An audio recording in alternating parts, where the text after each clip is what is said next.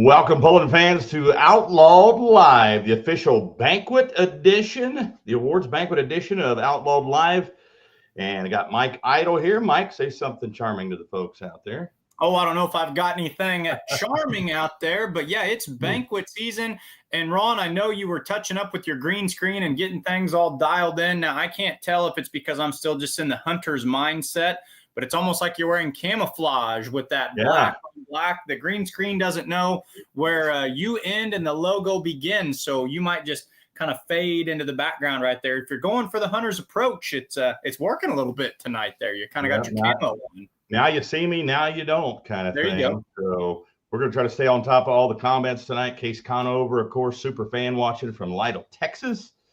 Cole Lindahl, super fan from Nebraska, watching from Wakefield, Nebraska. We expect a lot of these super fans to be tuning in tonight for the banquet edition coming up this weekend, Friday and Saturday. Of course, the work starts a little earlier. I mean, it's been a busy week so far, Mike, getting things together, all the different speeches and the things that we have to do. We had a long meeting today on how the banquet will flow and have another one in the morning. We're going to crown 19 points champions. And that's not even counting the Hoganix Midwest Summer Sweep or the Hoganix Midwest Tri-State Trifectas. Add 13 more to that. It's going to be a busy banquet. Yeah, and a shout out to, I believe, our NSPA group just wrapped up their banquet. I think that was over this previous weekend as well, if my calendar and my memory serves me right. So back to back, got all our champions, got all their champions. A lot of fun, giving out a ton of awards. And, this is one of those weekends in Poland that I really look forward to. We all haven't seen each other in a while. We've got a lot of good friends, the Outlaw family. And, there's not a ton of pulls where you have every single class and every single puller together. This is kind of one of those events where we all get together. And one of the few events where all, the competitors, they're friends behind the scenes, but they're competitors on the track. Sure. Friday and Saturday night, they're friends the whole way through. It's the Outlaw family on full display. So it's always a fun weekend to interact with all the good buddies that we have. Yeah, 100% correct on that. Now, from a let's say a puller standpoint, a family member standpoint, if you haven't been to Margaritaville at Osage Beach, Missouri, tons of things to do, especially for kids. They have a bowling alley, they have arcades, they have like 2 or 3 restaurants, they have a coffee bar, they have a couple of bars, they have a spa for the ladies and the gentlemen as well. They have an indoor pool, they have an indoor water park, plus they have several shops there on the strip in Osage Beach, some outlet stores and things like that. So there's tons of things for everyone to do. Now, starting Thursday morning, Mike, it gets busy for myself and Kurt and Kyle. And then Friday is just, let's see, we get up in the morning, go to a meeting, leave that meeting, go to another meeting, leave that meeting and into another meeting, another meeting. And unfortunately, I'm going to miss some of the fun stuff like the bowling tournament. If you haven't signed up for that, you need to do that. I'm going to miss that. The Young Guns meeting, the Young Guns will gather and brainstorm for the 2026 season, and they'll vote on officers as well. Of course, Friday night, 7 o'clock. I'll be right in the middle of the mini rod meeting. The mini rod meeting is from 6:30 to 7:30, but the band starts at 7. If you want to shake your groove thing, have a couple adult beverages, you can do that starting at 7 p.m. on Friday. Then Saturday, it's just meetings, class meetings, rules meetings, board meetings. And then, of course, I think it's 7 o'clock technically when the banquet starts. I should know that after the meeting today, but put around a lot of champions, man. It's going to be very busy, but it will be a fun weekend. Always a fun weekend. And don't get it, when to all our fans out there listening, it's something really, it's a lot of work, and Ron, you're more in the trenches than I am. They're not going to let me sneak down there and get out of teaching till Friday afternoon. But these meetings, these are not people sitting around in a boardroom talking about what color font we're going to put on, next month's spread chart or something. They're really intriguing. A lot of the direction of the future in pulling, the future in the Outlaws, which I feel we do a good job of oftentimes being ahead of the curve, kind of setting, the high water mark for where pulling is going to be going. If you're a pulling enthusiast, that these meetings are actually a lot of times, there's some good discussions. There's a lot of intriguing things that happen. And I tell you what, when it's the middle of November and you haven't seen a tractor go down the track in a while, it's fun to sit there and kind of just know that you're a part of everything that moves this sport and this association forward. So if you're going to be stuck in meetings all day, these are the meetings that, our fans out there, that you and I would prefer to be stuck in, Yeah, and it goes by so fast. The weekend goes by, at least from my perspective. It's like, where did the week go? So big thanks to Cindy Youngblood Jordan checking in from Iowa Park, Texas. Mark Willis checking in from Carrollton, Missouri, and Tina and Eric Berger watching from Wilbur, Nebraska. Congratulations. All the winners will be awarded this weekend. I think we're going to do a little live streaming this weekend too, so folks at home can see some of the award ceremonies going on. Also, message out there to pullers. If you haven't got things set up, you haven't got your room, you need to do that. Also, you are able to reserve tables for the banquet, for the award ceremony on Saturday night. So if you want to reserve a table, you need to call Lori, text her, or email Lori and get that set up. I think today they said most of the tables on the interior of the room had been reserved, and like the outside edges had not. So if you haven't reserved a table and you want to do that, you need to do that ASAP. Get a hold of Lori Bauer for that. So yeah, Mike, it's after the meeting here, it's a long ways off till we go pulling again. And we were talking Louisville in February. Man, that seems so far away. I tell you what, it's been front of mind, though. I find myself daydreaming and thinking about that a lot, because it is a long ways away. But to a lot of these pullers who are sitting on pins and needles, they've sent their application off. They're waiting for the big letter or the small letter coming back. And then I can almost feel that once they get their letter of acceptance, they're almost going to be saying, man, we wish we had more time to get all this stuff ready. A lot of these farmers, I see, they're just coming in. Harvest is just wrapping up. They're going to go to the banquet. They're going to start thinking about next year's schedule. Thinking about, yeah. And, so they'll be using all that time. Yeah. Going into Louisville, and it'll be here before we know it. Always a great place to go down there and represent the Outlaw Association. Going to be fun. After banquet season, that'll be kind of what we talk about on here a lot is who do we think's getting in, who's on the bubble, whose resume. I think that'll be kind of fun to, put our thoughts out there and see how close we are with what we've seen from the 2025 season. Yeah, a little as far as the rumor mill goes, Mike, I heard talk to a puller last night, a 4-1 puller, Ken Summers. Mm-hmm. A lot of people don't know he has another tractor that is unfinished. It's a 5.0 Pro, 5-inch Pro, sitting in a barn, and the 4-1 tractor is going to be, the colorblind tractor will be a 5-inch Pro tractor in 26, and the other tractor will be out as well. So they'll be hauling 2 5.0 Outlaw Pro tractors around next summer. So something to look forward to there from Ken and Sydney Summers, the group there. So be exciting to see them on the circuit pulling in the pro stock class. That's one of those. I made some predictions a couple of years ago, and I felt really about the first time I saw the 7,400 pound Outlaw mods, and then I started to dive deeper into the single charger diesel classes. I really feel that the 5.0 class, and boy, we saw it hit hard this year, and we saw the 7,400 pound Outlaw mod class hit hard this year. Those really, to me, feel like the future of the direction some of those classes are headed. This is not to say anything about the 4.1s, which I know that we've made some rule changes on them. This is not saying anything about what people call the big pros with the other associations out there. I am just saying that we see a lot of traction being gained in that 5.0 pro stock class. Not surprised to hear that out of the rumor mill from Ken, and I wouldn't be surprised. I also heard some rumors. Now, your source was a little bit more direct. The best I heard were true rumors this summer. I think we might see other 4.1s that morph into something else next year. That's a great class. I could see that being the preeminent pro stock class in the country within 20 years, just as I'm going to stick with my prediction that the 7,400 pound modified Outlaw class, that's going to be where you're going to see mods by 2040. That's going to be what a modified looks like. So when I'm talking about these meetings, the Outlaws are on the cutting edge and on the leading edge. That's not just said because of, the Outlaw banner behind me. That's something that I'm really learning the more I work with this association. It seems like I'm not going to say we're the only leaders out there, but it seems like we keep our eye to the future, and we're right as often as possible. We are good stewards of the sport of truck and Sure. tractor pulling. I care about we care about the sport after we're gone. We want to see it live on. We don't want to see it go down the tube. So any decision we make, it isn't just for the Outlaws. It isn't just for the outlaw pullers. No. It isn't just for the spectators. It isn't just for the promoters.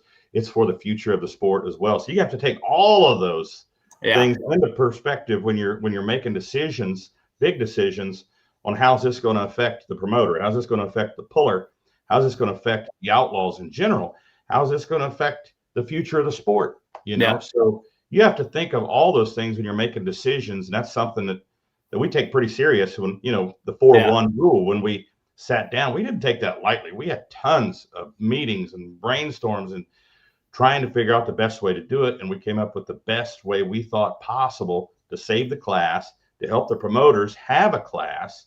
You don't want to book a class and have, 5 tractors broken and 4 show up. And you know what I mean? The promoter's like, hey, what happened to your class you sold me? So a lot of things to take into consideration. Tina and Eric Berger, any idea what time the live stream will begin? I'm going to say 7. If that's not right, we'll probably put a post out on social media. So because the banquet does start, the award ceremony does start at 7. And then he's got another good question there, Ron. Where can they find the live stream if they want to watch that? Is that going to be with our good partners over at Full Pull TV, Full Pull Live, or is that going to be on the Outlaw Facebook page, or is that going to be on the Outlaw website? Where can they access that? Well, I've got, let's see. Yeah, here, I'll find that out right now. Okay. Will the live stream be on Facebook or fullpull.live? So we'll get an answer here in just a minute. We didn't go into detail on that, I don't think, with Jason. Cool. We've got a new person watching here, Sandy Foley watching. Hey, Sandy, out of Olathe, Kansas. They came to their first tractor pull at McLeod this year. They had an absolute ball. And that is Jennifer's stepmom there. So thanks for watching, Sandy. And I got an answer here. Let's see. Breaking news coming to you live instantaneously from Let's see. I got a question to my question. Okay. So, developing story. There we go. We'll get it here, I think. So we got here in just about a minute. We've got Donald Nelson waiting in the wings, a pulling legend, been around for a long, long time. I think when were you born, Mike? 1980? I was born. No. Okay. So I missed the beginnings, but I've been doing my homework. So I was born in 1990, but as you know, I missed the 80s by like 37 days. Okay. I was born early 1990s, but I've been going back through watching all the vintage pulls, really trying to put together the things that I might have missed out. And the class that's really probably my favorite to go back and watch would be like the 5,800 pound light modified twin engine Emmys back there. So the Texas Flash, where it all got going. Oh boy, I'm looking forward to hanging out with Donald some this next summer where I can ask some more questions about that. But this is a man who knows how to drive, and the proof is in the pudding, whether you're going back and watching a vintage film or if you're looking at 2025 where he just grabbed his 7th Outlaw National Points Championship. But yeah, fun to watch out there. Debuted another new mod. But Donald Nelson and the Texas Bullwhip Motorsports, some of the best of the best. But yeah, the 5,800 pound modified class Texas Flash, that thing was cool to watch. Yeah, seen him pull at the Ohio State Fair back in the 80s, Mike. Before you were born, buddy. Before you were born. I missed the 80s, missed it by a little bit. But fun kind of story here. The Texas Bullwhip, and Donald can tell me if I'm right or wrong on this. When he debuted that with the twin Chevys and the DT466 Brent Long motor, I believe that was debuted just about 5 miles from my house over there at what would be kind of my home pull from back in the day at Macon, Missouri. I think that's where he showed that to the pulling world for the first time. So another tractor that's very recognizable out there. So there's my little connection to it all. Okay, so I'm getting the word here. There's actually no plans to live stream it. So you may get some Facebook Lives on there. We may do that at times if we have an extra person that can do that. But so we might have a live look in. Yeah, but I heard it in the meeting today. Somebody was going to live stream it, but all right. So it will not be on Full Pull Live. If anything, it would be on Facebook. If you don't get it live, there may be some recorded parts of it that we'll put out there on social media later. Sure. Marty Samuelson, the de facto mayor of Ravenna, Nebraska, checking in, say he did not get a deer for the second year in a row, but that's not the case with you, is it, buddy? Hey, I tell you what, I had a really nice Sunday afternoon. Yeah, I was very blessed. I put about 120-inch deer down on the ground. So I'm not going to lie to you guys, and I'm not going to sit here and act like I'm a big trophy hunter. That's the biggest deer I've ever shot. I'm really tickled about it. But yeah, go check that out if you friends with me on Facebook. Made a very meaningful post. Went back to my, I can't call it a childhood farm. It's my childhood woods. I grew up with 80 acres of timber and hunted pretty hard over the past 3 days and put a nice buck on the ground. So I'm pretty tickled about that, Ron. Yeah, you looked you had that great big grin on your face. You look pretty happy. Hey, man, I tell you what, I look like I need to get inside and wash my hands too. I think next time I'm going to take the pretty picture before you take care of the, I don't know what I can and can't say on, StreamYard without getting canceled, but the hunters know you got to take care of some business and get some stuff done after you put one on the ground. And I should have taken my glory shot before I had turned my hands red. Gotcha. I'm looking here for the details of the banquet here. So people are asking a lot of questions about that. And the email seems to have evaded me here. Where in the heck is it? All right. So without further ado here, I will update everyone on that. Tanner Fitzsimmons checking in. What time does the banquet start? My dad's asking right now. So hang on just a minute, Tanner. We're going to get the man himself from Cat Spring, Texas, Donald Nelson, to the stage here. Donald, how's it going? It's going all right. There he is. A little delay. You're in the shop where all the magic happens, I guess. Well, yeah, I'm in the shop tonight for now. She don't make you sleep out there, does she? Oh, no, not yet. Now, Donald, we were just talking about the banquet a little bit. You're going to cross that stage several times on Saturday night. And we were talking about when you got started, and Mike was talking about the Texas Flash. What year did you actually start pulling with your dad? I started pulling with my dad before me and Whitey started, but around 1980, 79 or 80, I pulling with my dad on his Cono rod. And when did you go big and start traveling the country a little bit? Oh, I don't know about going big, but we started with me and Whitey started in 83, 84. We ran a full season and won the points down here in Texas. And, it was on go ever since then. Run with Lone Star and Texas tractor pullers for years and made our way up to Ohio and several other states, probably around 87, 88 when that started. I mean, 88 or 87 or 88. Yeah, I think it might have been 88, may have been 87 when I saw you pull at the Ohio State Fair there in Columbus, Ohio. Kind of weird how our paths crossed later on in life here. Yeah, it may have been in 86 because we the first year we were up there in Ohio, we had a triple engine, a Cono rod, and you didn't see many of them back, still running inline with all three engines. And we would run all the classes, and we would just take off motors and add weights and whatever we needed to do to be competitive in each class. Yeah, to update the folks on the banquet, the social hour on Saturday starts at 5. The banquet opener is at 5:45, where Dave does all the funny pictures and the captions, and the bowling tournament winners will be announced. 6 o'clock is the welcome, the opening prayer. Then the meal is from 6 to 6:45. And then after that, we will start. So roughly 7 o'clock is when the awards, I think, will start there, looking at the agenda here. So, Donald, you pulled modified tractors and two-wheel drives. We know that. Are there any other classes you pulled in? No, I sure haven't. That's the only vehicles I've ever owned and classes I ever pulled in. You never tried the four-wheel drives, huh?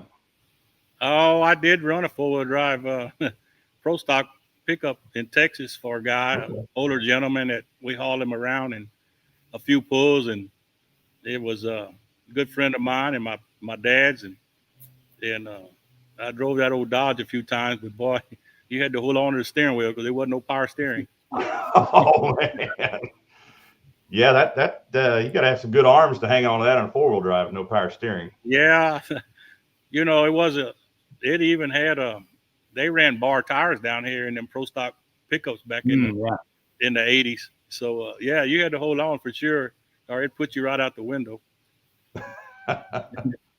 So go ahead, Ron. No, okay. Go ahead. Well, I'm talking a little history here, and we're moving through things. So you had the Texas Flash that looked like it was pretty happy with twins on it, but sometimes you'd put the third on there. And then, of course, now you've got, your two modifieds that have the Hemis out front. You've got your two-wheel drives with the Hemis out there. But I would say your most iconic vehicle, and as a matter of fact, a good friend of yours, Cameron Neves, one time he said that's Donald's baby, is the Texas Bullwhip modified with the inline six-cylinder on alcohol. What made you want to kind of deviate from the Hemis?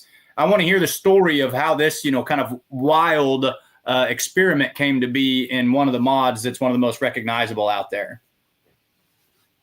When we built that tractor in 2000, there wasn't but maybe a few Hemis out running on the circuit. Most were Chevys, and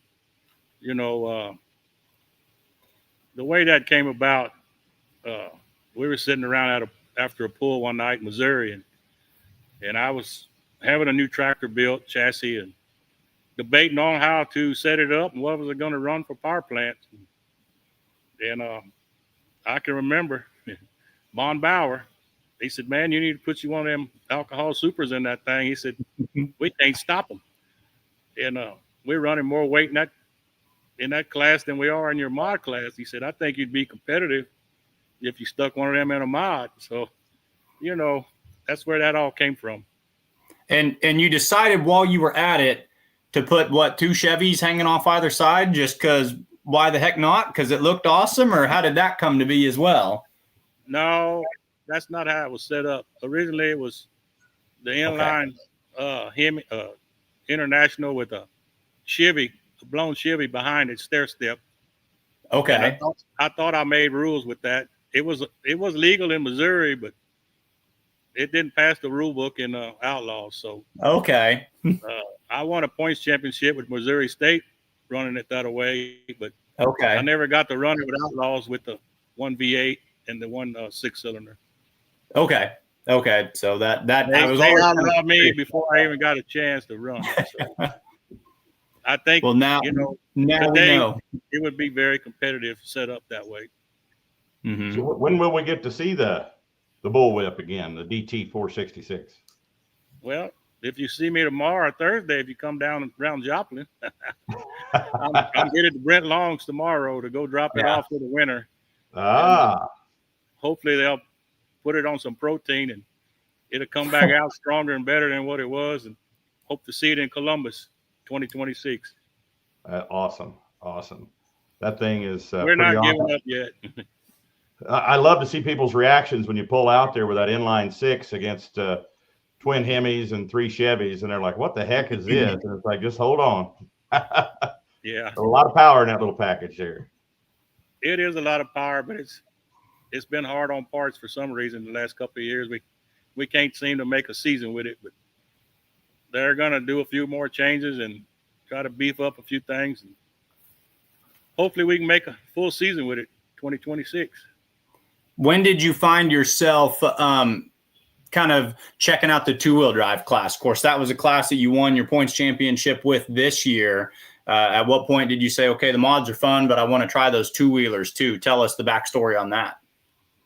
Back around 2009 or 10, I decided to build my own two-wheeler. I'd been around them with my brother Brian and with Whitey, and we all ran together, and I helped drive theirs when they wasn't available, or shared duties, as much as they needed me to. And we always won a lot of pulls, and they won a lot of pulls. And I actually was off running with ATPA, PPL a little bit there, and had room in the trailer, so I decided to build another vehicle, and it was two-wheel drive because that's all I had room for in the trailer. That's how that got started. Speaking of room for the trailer, so last season or the season before, you had 2 modifieds and 3 two-wheelers. Now you've got 3 modifieds and 2 two-wheelers. Let's say that the inline 6-cylinder, it's, just doing everything it's supposed to do. Have you found the magic combination to getting all 5 of these toys back out at the same time again, or are you in the market for another hauler as well? Oh, we kick it around, but we have enough trailers and trucks if we find enough drivers to get them there. Yeah. So we can make it happen, but it's sure. Yep. Yeah. So I like that reasoning though. When you had enough, you had room in the trailer, she had to put something in there. I love that. Yeah. Talk to us about the 2025 two-wheel drive points championship. Of course, this one looks to be, and my records only go back to 1989, but this looks like it's your 7th overall points championship. How does this one compare to others? It's always got to feel good to put another one in another notch on your belt, I'm sure. Oh yeah, for sure. It's 5 trail.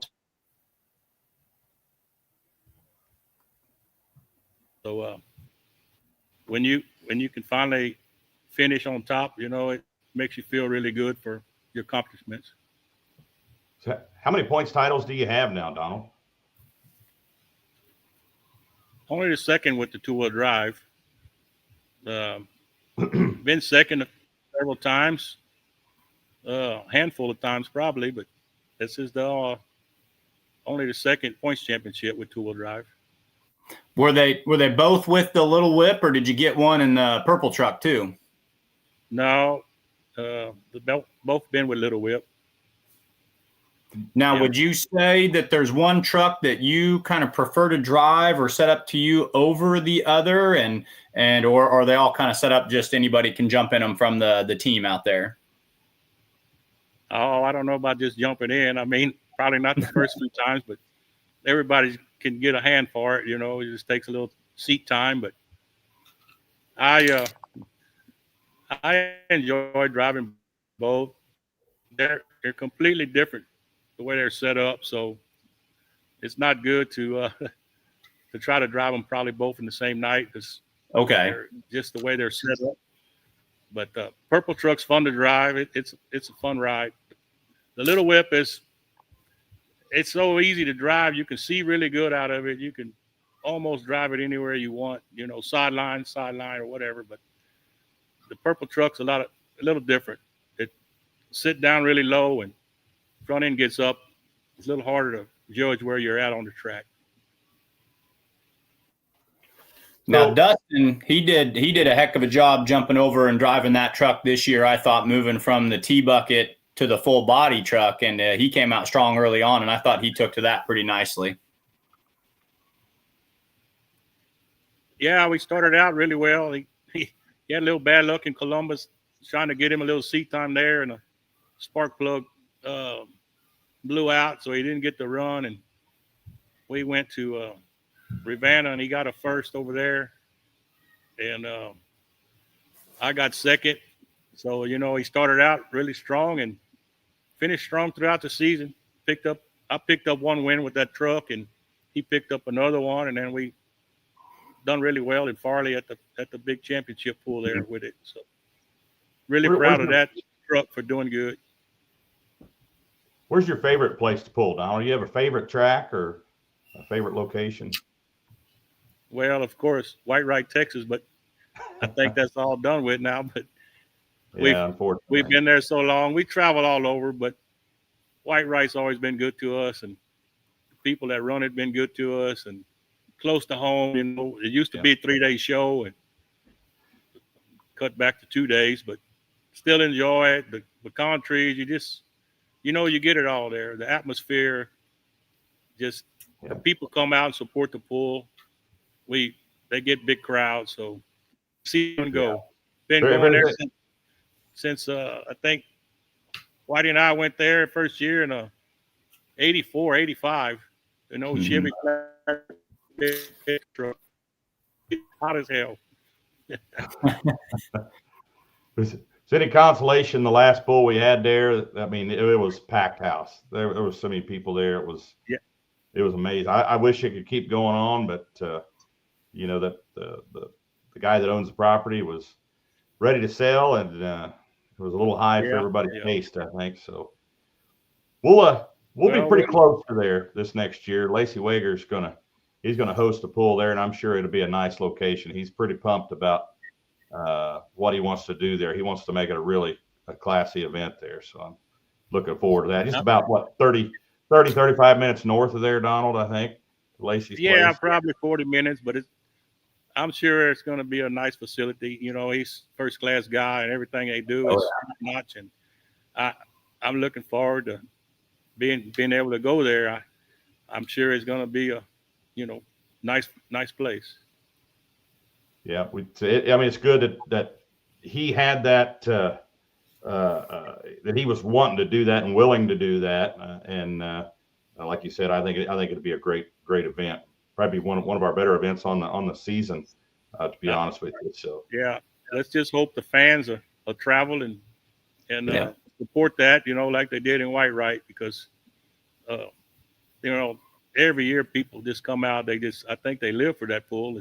It's not like up north where they got so many to choose from, and they can go pulling during the week or on weekends everywhere. But we don't have that down here, So true. Hopefully they'll jump over the river and support that pool over there, so we can continue with a good show. Yeah, amen to that. So what's the furthest you've ever driven to go compete in a tractor pull? Oh, probably Hamburg, New York, or to the Buck in Pennsylvania. They're all about the same once you get that far. I mean, they're all 20-something plus hours. So Carolina's been out there, NTPA, PPL, ATPA, made all those pools back in the day, and went to Tacoma several years, and Bowling Green, and all great places. Glad I got to do it when I was young. Mm-hmm. What's the biggest difference in pulling now from when you first started? What's something that may stick out in your mind that may be different now than what it was when you first got into pulling? Oh, probably the biggest thing is the sleds and the tires we run, and the speed we are able to accomplish now, getting down the track, how fast to go. And, I heard it from Mr. Sullivan this year. He just couldn't believe how fast we go on a 20-engine mod compared to a 4-engine mod. Yeah. They have to weight them things so heavy that they just don't get the speed we get. I don't think they have half the excitement, because he said he really enjoyed that twin, and he just really amazed how fast we go down the track. And if we in can those days, move everybody ran big cleated tires and threw a lot of dirt. But, everybody had to learn. You had to get rid of that rubber. Yeah, it seems counterintuitive to take those lugs away, but it's that's how it works. It's crazy. Go ahead, Mike. The sleds make us look good. That makes everybody mad. Yeah, the technology in the sleds is amazing. It definitely lets you get up there and run, get some speed. It's pretty awesome to watch. I grew up watching pulling when the sleds were just super heavy, and the cool thing about the difference between then, it's not necessarily the speed, but how closer everybody's bunched together. Where back then, if somebody got a bad hole shot, they may not go 7,500 foot, and now it kind of bunches everybody up a little tighter. So,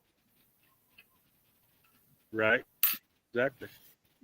So when are you heading to the banquet, Donald? A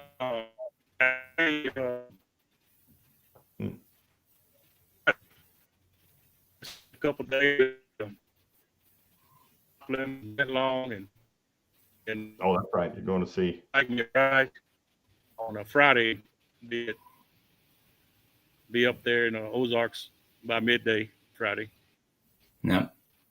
Now, what does Terry do when you're there? Does she go visit the spa and go shopping, or what? Or does she hang out with you the whole time? I'm not getting into, but she's going south and I'm going north. They have a wedding down in Cancun this weekend, so I'll be up solo. You're going the wrong direction. You're going where it gets colder. She's going down where it gets warmer. So no. Well, yeah, I know about that, but I'll let them go enjoy that, and I'll go enjoy what I do. There you go. There you go. Donald, anybody you want to thank that helped you, not necessarily this season, but through the years, somebody you want to give credit to? Oh, it's so many people to thank, but all my friends and, my wife and family. I have to, it goes back to my dad. He started all this, and it's hard to lose him, but I know he's still riding. And Dustin and Alex here at the shop and traveling with me. Cameron Nees helped driving the truck this summer and getting it around to the pools. I mean, it takes a handful of people to help, and Mark Jansen and his kids, and people that come by and just jump in and start helping. Like, what do we do? I said, grab a fuel jug or grab something. They'll fit right in and start helping. And the hardest thing is getting them to the scale and getting them weighed. And, you have to wait in line. You have multiple vehicles, and then you run out of time sometimes because they just don't start weighing soon enough, or it's too many vehicles, and that's where we run into trouble trying to get everything across the scale. Yeah, and that's when you need lots of friends and lots of help. Yeah, we got to get Mike down to Lufkin next year, so he can. You always have Mike over there cooking fried chicken and other things over there. Mike, you got to come down there and try some of that. What is it called, Donald? What are they called? Mountain oysters. Oh, hey, yeah. Well, I know what those are. We can pass. Leave that with that. Yeah. They get to drink and they like to season them up and just eat them right out of the bag sometimes. Oh man.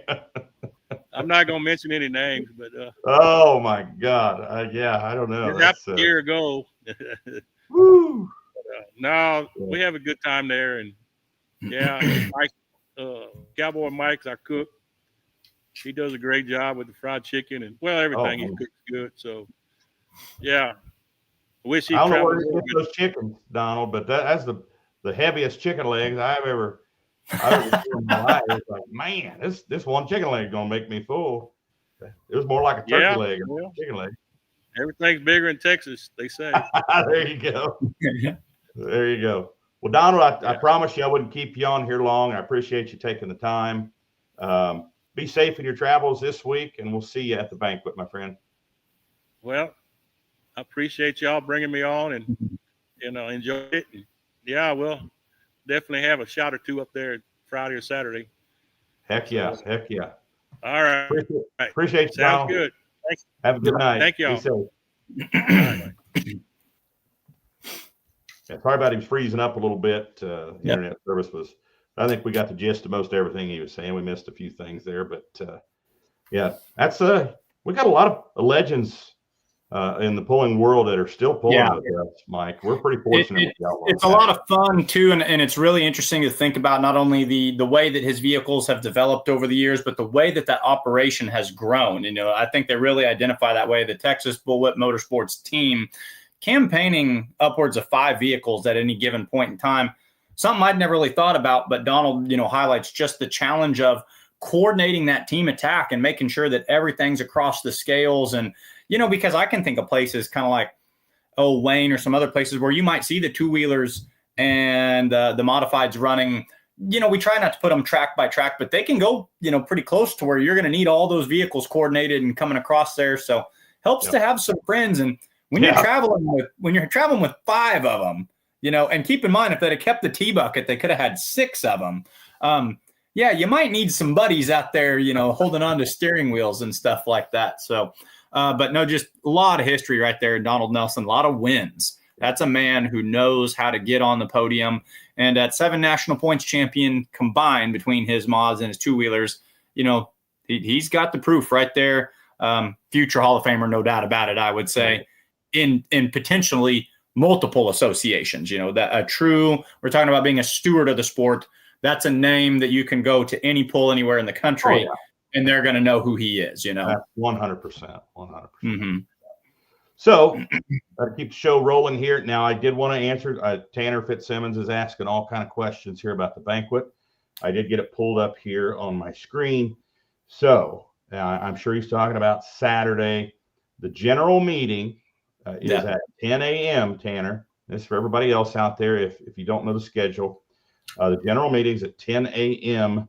in the Compass Rose Ballroom. Okay, that's at 10:45. We'll adjourn. And class breakout sessions. That's all the classes will break out into their individual classes and discuss the rule changes. That will last from 10:45 to 12:30. Break for lunch. 12:30 to 3:30, the board will meet and go over those changes and approve them if there are any changes and they want to deem those official. Then at 3:30 p.m., we'll go back to the General Assembly where we met at 10 a.m. in the Compass Rose Ballroom. And the rules, if any rules changes, will be announced at that time by the class representatives. 5 p.m. that should adjourn at 4. At 5 p.m. social hour starts in the banquet room. 5:45 welcome and open ceremonies. The prayer at 6. The award ceremony begins at 7. So that is the agenda. Now I am going to meet with the mini rod group from 6:30 to 7:30 if need be. So it might be a little bit late for the party night on Friday. So, of course, I'm looking at Saturday. I don't want to get everybody confused. But, Tanner, I hope that answered your questions there. Mark J. Ham watching. He's going to be there taking pictures. That's what he does. He takes pictures and takes some really good ones at that. So, without further ado, Mike, I'm going to turn it over to you. We're going to put the spotlight on somebody when the smoke clears. Yeah, when the smoke clears, you'll be looking at an Outlaw. And then this week on Outlawed Live, we're just going to hang out down there and keep it with Texas. Jeremy Bales is going to be your featured puller on social media this week, and he did have enough time to join us. We're going to bring him on stage. Jeremy, how we doing, my friend? Thank you for filling out the questionnaire. Thank you for being with us. How are you tonight? Good. How are y'all doing? We are doing great. Mike, I got a question for Jeremy, Mike. I got to ask him. We were just talking to Donald Nelson, and I seen you were backstage. We were talking about some delicacies in Texas, maybe. Good word for it. Yeah. Have you ever eaten what was I call them there? Yeah, you call them mountain oysters. Yeah. Oh yeah, plenty of times. Yeah. Have you ever ate them just seasoned and not cooked? Now I don't know. Donald mentioned somebody.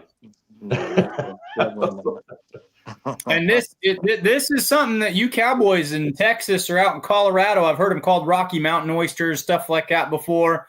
Is this something you have to acquire a taste of, or do you just grow up and this is something that you get served down there? I don't know if this is something I'm going to be putting on my paper plate anytime soon.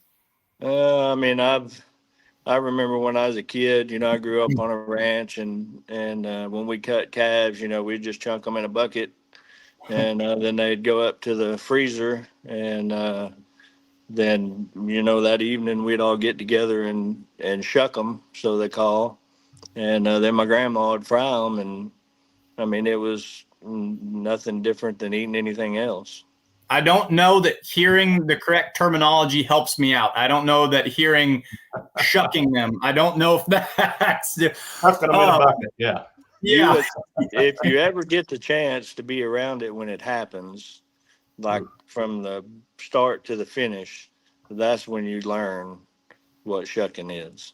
I'm not going to ask on the live. Word for it there, Jeremy. Let's clear some smoke. Let's check out your highlight video. I don't know if you've seen some of these before, but big thank you to the folks over at Beer Money Pulling Team for always putting them together. They're usually pretty cool, and you're going to see yours for the first time. We'll be putting it out all over Facebook this week. When the smoke clears, let's take a look.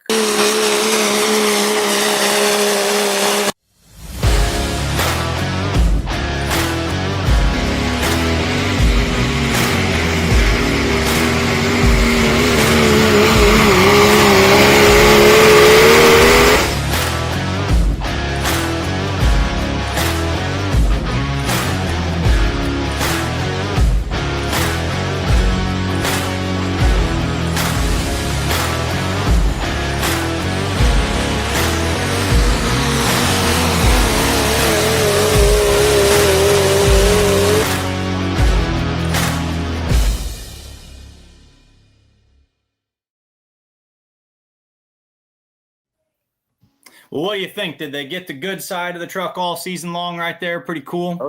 Oh yeah, it was a good video. Yeah, thanks to them. They do a lot for the sport. They do great work. Let's take a look at your biography. Of course, Jeremy Bales, he's your featured puller. He's the pilot of the all hopped up limited pro stock diesel truck. Says you've been pulling for 16 years. So how old were you first time you got behind the wheel of a pulling vehicle? I was somewhere in my early 30s, I guess. Was it always the smoke blowing trucks out there, or what did you drive to begin with? No, that's I started out with a first gen, and figured out real quick that just wasn't gonna work, and so then all hopped up, which was my daily driver, and I started using it and just started building from there. Your first gen, was it pretty much bone stock or just kind of some shop mods on it? It didn't, it wasn't a truck.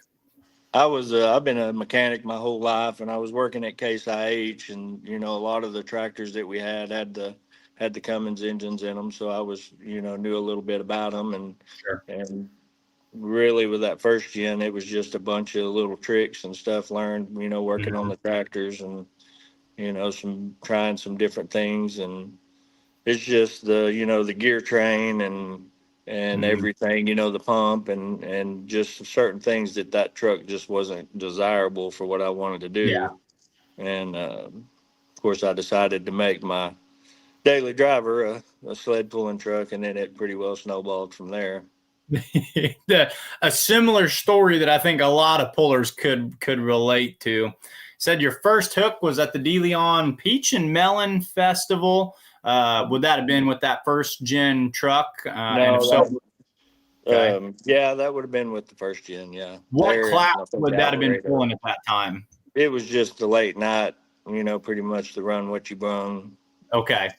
At the end of the night, they have that where all the street trucks come, and yep, that was that. Were you hooked immediately? Oh yeah. How'd you do that night? There's been so many, and that's been so long ago, man. I couldn't even tell you. I know it must have been good because I've kept on doing it. Preston wants me to ask you about your peppers. Oh yeah, I like to eat stuff really, really hot, and so everybody always, anywhere we go, somebody usually brings me something, trying to trying to make me, I guess, eat something that I'm not going to like. And I hadn't had anybody just yet give me anything. Nobody's found the limit of the pepper threshold. What are some of the who are some people who've brought you some, and what are some of the wildest peppers they brought you? Well, I mean, I've had, some scorpion peppers and Carolina Reapers, and there's so many of them I can't know. Haley's wife, or Preston's wife, Haley, she is usually the one that tries to find something, and she'll have this big smile on her face, and hand it to me, and then I just start eating it, and she's like, just can't find anything yet. So. In return for the favor of Ron trying to set me up with these, oysters down there, he was just telling me before the show about what a strong palate he has and about how he loves all these hot peppers. So I'm sure he'd be there to go stride for stride doing the pepper challenge with you anytime. Somebody gave me some bad info there, Mike. Hey, I'm just you're trying to get me to eat one of those, Rocky Mountain oysters or whatever they call them down in Texas. So I just got to get you your hot pepper out there. Yeah. I like hot wings, but not so much hot peppers. I don't know that. I've had the habaneros before. Those are pretty warm. So that's good enough. Jeremy says most memorable pull. He said all of them. I love this answer. Jeremy said all the pulls are most memorable. The camaraderie from all the competitors and fans all over the United States make each pull something special. I feel like that's what being an outlaw and being a puller is all about. You're one of those guys. I get the impression then that if you say, let's go pulling, it doesn't matter where it's at. It's going to be something you're going to be having a good time with. Yeah. And that's the main thing. You get with a group of guys that, really enjoys, like everybody says, that everybody's a competitor on the track, but then when you're out in the pits, they give you the shirt off their back, to help you out, and that's what we get with the Outlaws. So then I'm gonna skip a couple questions because that goes into the way you answered another one of these down here. When we asked you who your biggest pulling hero was, you said it's not just one individual. You said it's our whole group, and then you went on to list names: Richie Schaefer, Preston Collins, Jason Wayman, Alex Juneau. Takes a village to keep these things going. I take it you're just happy with the class you're in. You guys are all kind of pushing for this class. This is something that you enjoy doing with these group of guys. Yeah, for sure. Absolutely. Mike, I have a question for him right now, Jeremy. Now, next summer, talking to Preston a little bit, you guys are going to be super busy. You're going to have, 2 3.0 trucks, 1 3.0/3.6 Pro Stock truck, and potentially a super stock truck on the track. 5 trucks running next summer. You guys are going to be passing each other on the interstate, right? Oh yeah, I'm sure. And just like Donald said, it takes just for that 15 seconds of running down the track, it takes months and days and just so much effort just to make that stuff happen, and that's the part of it that I enjoy the most. Yeah, sometimes, you get a little stressed out here and there, but, it's all the behind the scenes, stuff that makes it worth it, just to see, Preston go out there and do good, or just to see Richie go out there and do, or even Jason Wayman, and Alex, he's always been a helper, driving trucks, helping us get stuff, working on the trucks, and so he got to drive my truck and Thunderstruck a couple times this year, and really just, for a guy that's never sat in the seat to jump in my truck and run down there and make a 3rd or 4th place hook with it, that's just something that you don't see out of some people. And, so that was just pretty neat deal to see him get to do that. Yeah. Now, speaking of that, you had a really good run at Diesels and Dark Corners there. Was it Friday night? You were in the lead there for the longest time, right? Oh yeah. Friday night, I had a middle of I think I was like 21st out of the 40 trucks, and was probably the better draw of the 2 nights.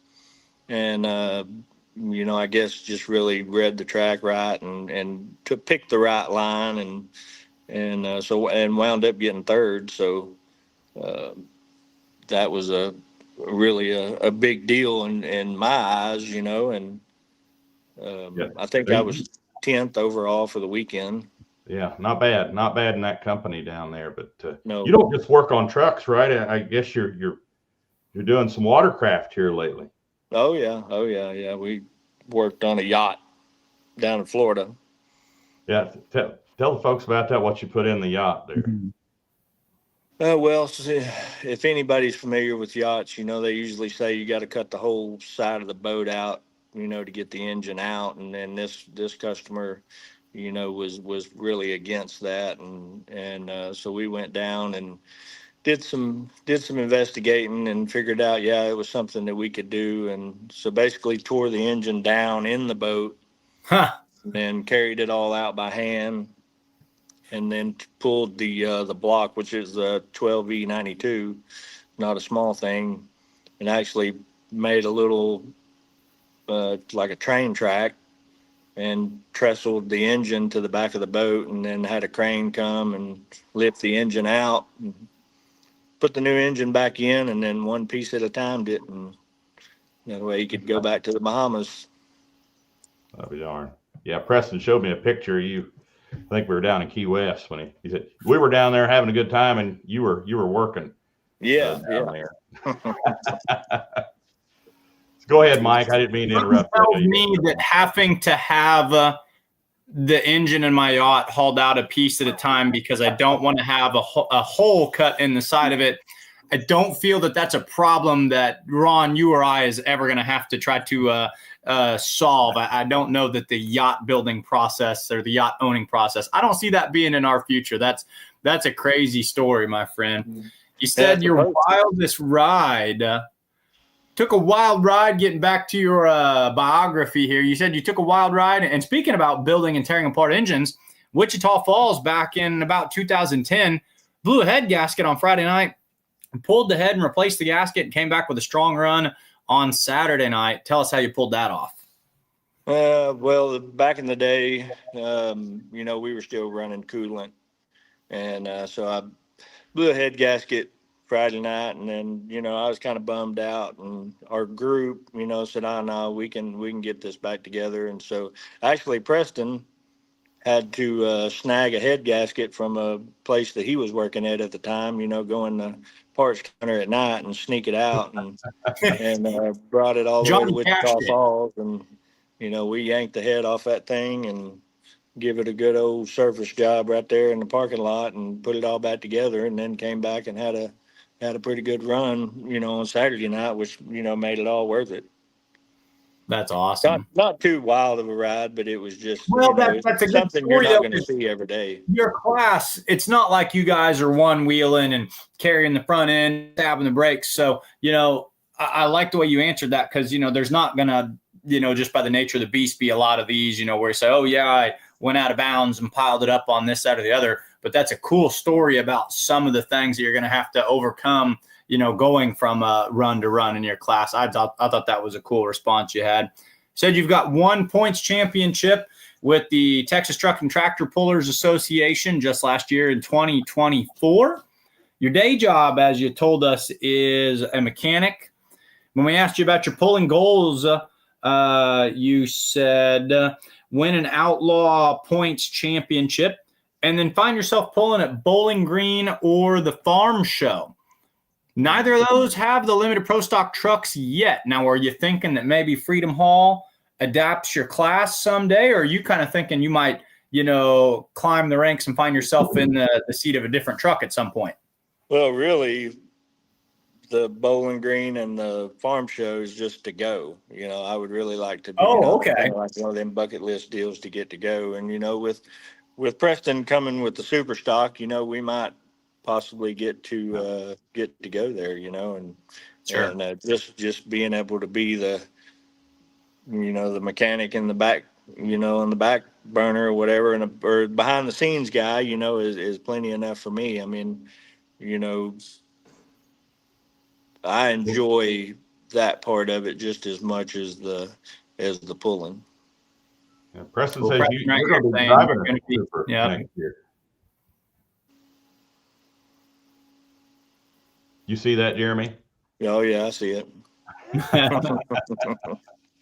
When asked about the best part about being an outlaw, you said being able to represent the best pulling association in the nation. You gotta love that response. And your Hey, message we're gonna have Jeremy on every week. Every Tuesday night, we're gonna have Jeremy minute with Jeremy, so he can praise the Outlaws every Tuesday. The best association in the nation. But then listen, I love his final response, because I can relate to this so much when he says, "What's your message to the fans?" He said, "I started as a fan too, sitting in the stands." And I didn't have this thought, but he said, "I was sitting in the stands and said, hell, I can beat that guy." And said, "The rest is history."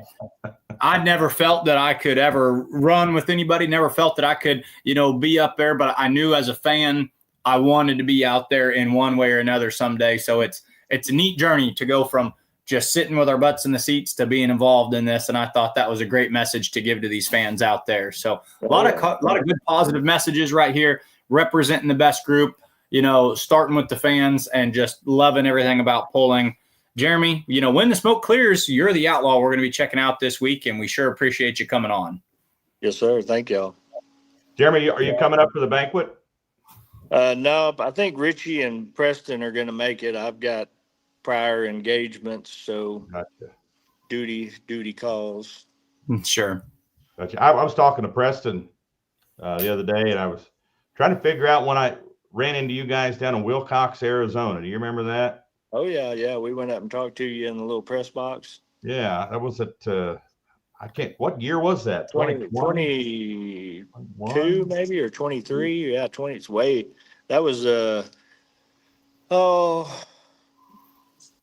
right when Preston had first gotten thunderstruck, and we were really, just trying to he wanted some seat time in that truck, and we were kind of double teaming it, and really,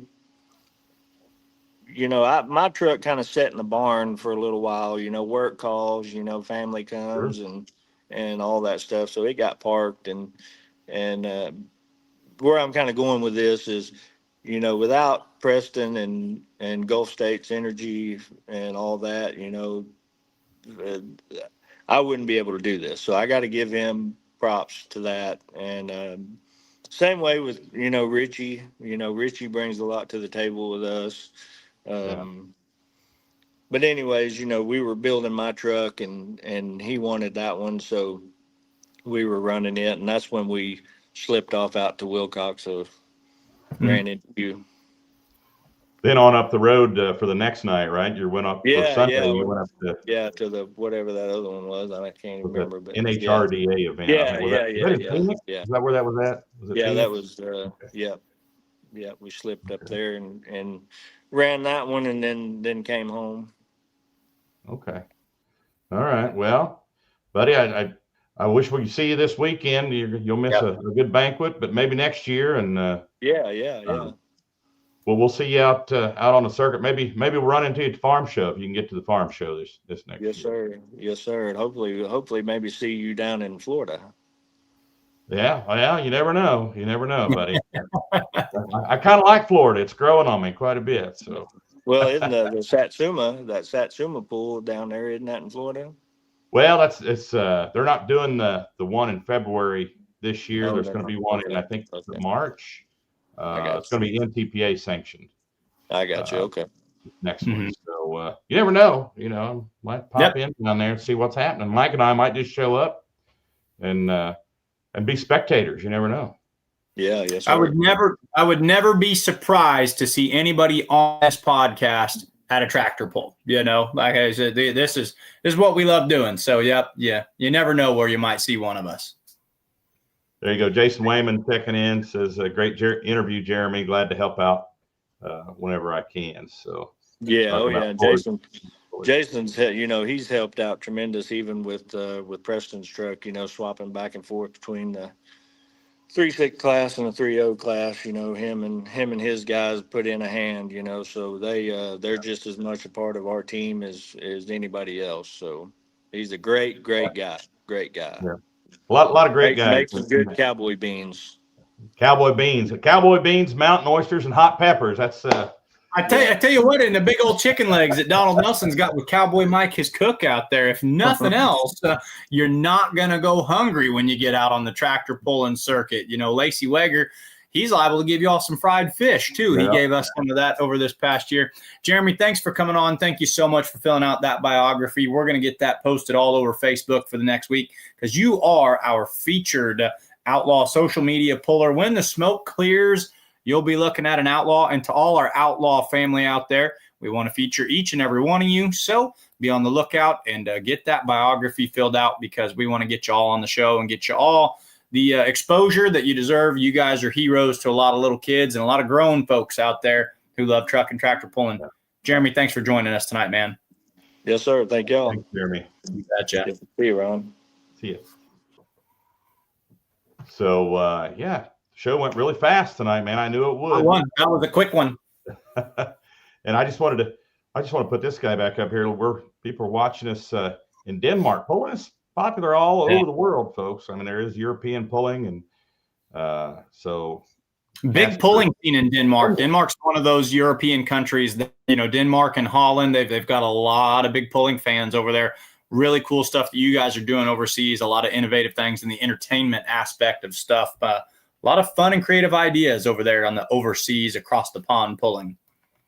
So hope everybody enjoyed the show. We will visit post-banquet, let you know how it went. Talking to Kyle a little bit while you were interviewing Jeremy, said we really don't have anybody to video. We're using all of our staff to run the banquet, so we really don't have anybody to live stream it. But maybe here and there we can sneak in some live stream on Facebook Live for some of the award ceremony. So we'll give it a whirl and try that out Saturday night. So thanks to everyone for watching. Mike, thank you. Thank you, Donald Nelson. Thank you, Jeremy Bales, for coming on. All the folks that commented and all the folks watching. Thanks for watching Outlawed Live. We'll see you next Tuesday night, 7 p.m. Central. Thanks for watching.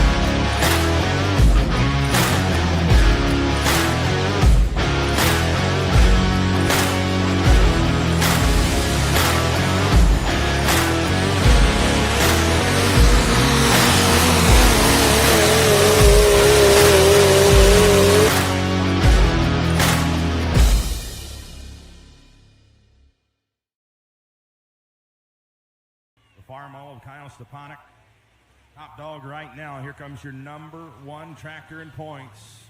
Brady Gosler out of Ute, Iowa, spare time.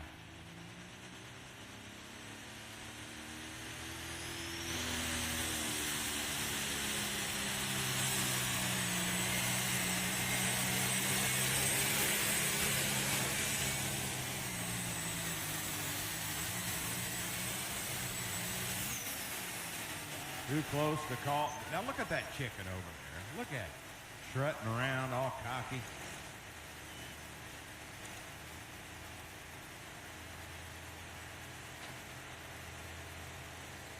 Had to beat. 350.24 the mark to beat. Here comes Stumper.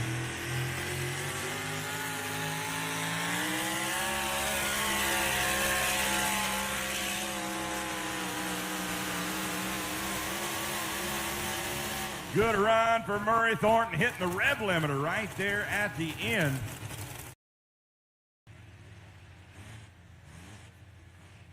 Got to beat 365.68, waiting on the green. Here comes Ryan Mitchell, hostile environment.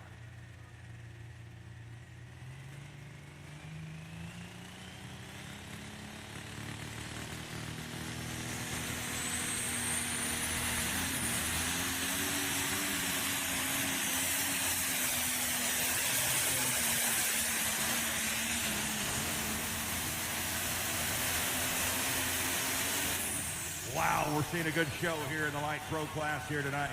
Right side kind of hurt him there. He was fighting that white line all the way down here tonight. Going to spot that sled here a little bit left of center. They've been kind of working this spot. And I would imagine try to drive it up just like we saw Mr. Holsworth as he got an unbelievable hole shot. He got that sled moving really quick. That's what it's going to take. So that chicken down there, he's getting a little bit he's getting wound up. He's getting a little cocky, I think. Yeah. Pun intended there. Getting a little cocky. That chicken is talking about race and the other chicken. Kurt Van Beek, the owner of the Outlaws. I can't believe he's going to do it, but here we go. Cody Yarrick, Rich Hill, Missouri, gone.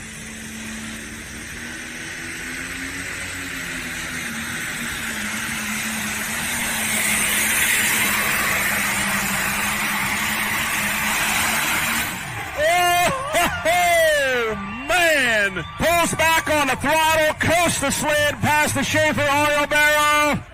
Man, oh man, fans, let's give a nice round of applause. Your winner, your points champion, everything but the kitchen sink here tonight, Cody Yarrick. 373.78 at 34 miles per hour. The Cody Yarrick had gone. That is what we call a walk-off win, ladies and gentlemen. Last puller in the class wins the thing. Awesome. We'll give you the final rundown here in just a moment. Alcohol calls it backdraft.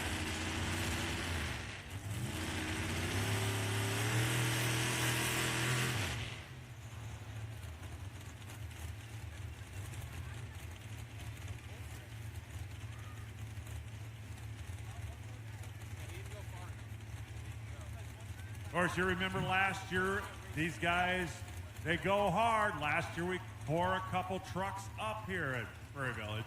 You know, he's the first puller. He literally gets 3 attempts here. Right there, he's going to back up so he didn't break 100 foot, which everybody gets that option. But he's the first puller. If he doesn't like this next hook, this next opportunity, he can drop 6 places and come back. Now, four-wheel drive, a little tricky, especially on a sticky track. They want to get off that clutch as soon as possible, but if they get off too soon, they'll start bouncing.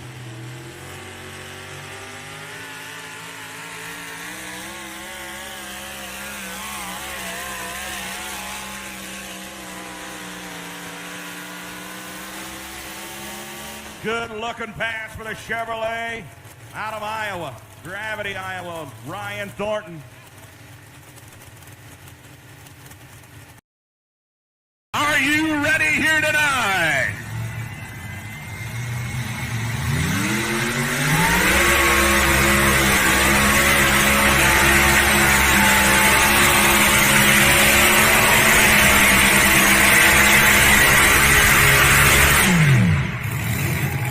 Wow. 45 and 86 right now. 345 and 86. Here we go with the Kentuckian.